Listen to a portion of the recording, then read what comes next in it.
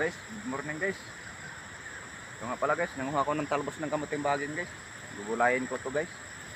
Walang ibang ulam. Ito lang ang kadalian namin dito sa bundok guys. Ito, nanguha ka lang ng talbos-talbos, okay na, may pangulam na. Katulad guys sa pag sa syudad ka, diba, bibilihin mo pa to. Pero dito sa bundok guys, libre na to guys.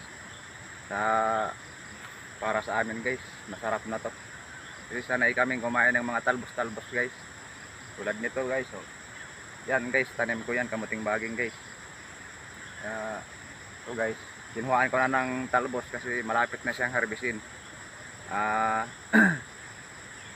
Harbisin na yung laman niya guys, kaya ito double purpose to guys. Yung talbos pwedeng gulayin, yung laman pwedeng anuhin. Kaya ito guys, sige guys, update ko na lang kaya guys.